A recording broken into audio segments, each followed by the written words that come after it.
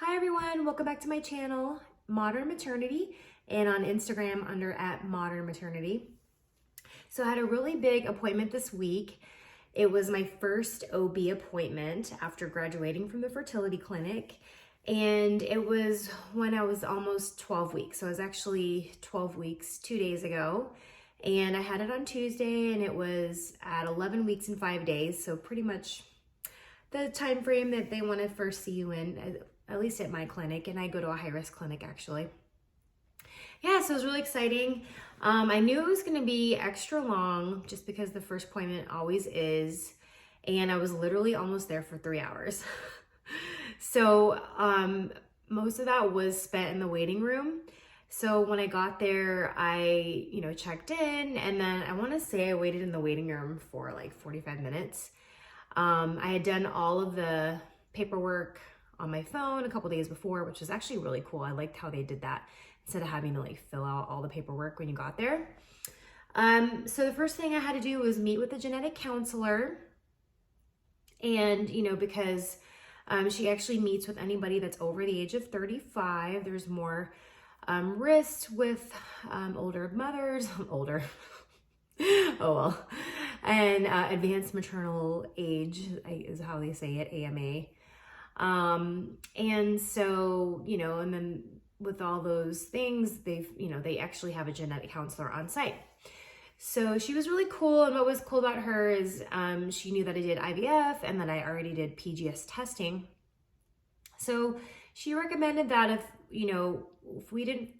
the doctor didn't find anything in my ultrasound that was alarming, which I'm going to go into what was happening at the ultrasound, that I wouldn't really need to do any of the blood tests and whatnot. As I said, we'd already done the PGS genetic testing, and our embryo was deemed normal before we put her in.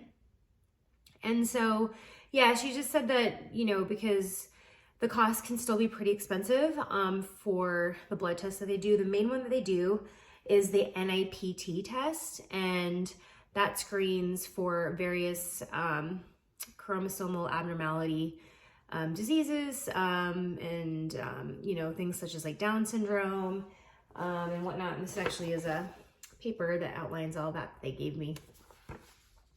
So I thought that was a good idea, because even when they submit the blood work to insurance, it still ends up being pretty pricey. So I was like, I ended up not testing with my son. Well, I did PGS testing, but I didn't do the NIPT testing either with my son, because she felt that, unless there was something alarming in the ultrasound, that it wouldn't really be worth it to, do the blood test. So I thought that was fine. So then I went back out into the waiting room, waited for another probably 45 minutes again, and finally got into my regular appointment. They took my blood pressure, my weight.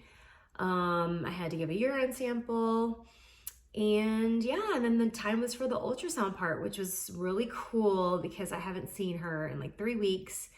And this time around, she was like literally looked like a little baby on the screen, whereas before, it's still sort of like a blob, and you could really see the outline of her skull and her face and her body, and her, she pointed out her hands and her feet. Actually, I have this really cool one, this ultrasound, if you can see there, where she's actually, oops, I have it upside down, where she's like waving at me. You can see all 5 digits of her fingers, which is really cool. Yeah, and well, here's another picture I want to show. So I actually have a pretty large forehead. I covered up with bangs, but I'm thinking this baby girl is inheriting my large forehead, as you can see from this picture. But I already framed it. I love this frame. It says, "I love you to the moon and back." I thought that was so cute. Yeah, so, and she was like really moving around a lot and jumping around, and she was like literally looking like she was kicking off in my uterus. It was like really cool. And I actually can feel the baby here and there now. I know it's kind of crazy because I'm only like 12 weeks, but even at like a few weeks ago, I swore I felt her. And I asked the ultrasound lady, like, hey, is that normal? Or she's like, yeah, you could feel, especially if it's like your second or third child, So I feel like I do feel her. I feel like she's going to be a very active baby in utero and probably out of utero. And yeah, so it's just really neat just to see her moving around and looking like an actual baby at this point, because she's been classified a fetus, obviously, for a little while. So yeah, it was really cool to see her on the screen. And so during that ultrasound, which is very important, is they do the Nuchal Translucency Ultrasound, which they measure the folds of the neck on the baby and if there's like any fluid back there. Because if it's beyond a certain measurement, it gives a heads up to the doctor that, you know, there might be a baby with chromosomal defects or abnormalities, or maybe like has a heart defect or something. So fortunately, everything was fine. There was nothing that was abnormal, so that was awesome. And I also got to see my baby, so that was great. And then after that, I talked to the doctor, and he just kind of gave me the rundown of when my next appointments were going to be. I'm going to see him in 4 weeks at 16 weeks, and then I'm going to see him in 18 weeks. And so I think next week I have to have like a transvaginal ultrasound. And then I think he might be starting to check my cervix, which they do a lot at high risk facilities. They want to make sure your cervix is fine. I think they want to see if like it hasn't like opened up or something, just to make sure it's like all is well there. Yeah, and I got to ask questions if I had anything. Like I said, they gave me this like pamphlet of like full rundown, like what not to eat, and they're like, you can dye your hair, and just commonly asked questions from pregnant women. One of my questions for him was, we actually get our house sprayed with bug spray, and I was like, well, should we hold off on that because, you know, I'm pregnant? And he's like, oh, it should be fine, you know. And my bug spray guy swears up and down that it's safe for pregnant women and everything. And you know what, since we've actually been going without it, I haven't really noticed that many bugs in our house. So I'm like, maybe we should just cancel our subscription, our service. And I love my bug guy, but I'm like, I don't even know if we really need bug spray, honestly.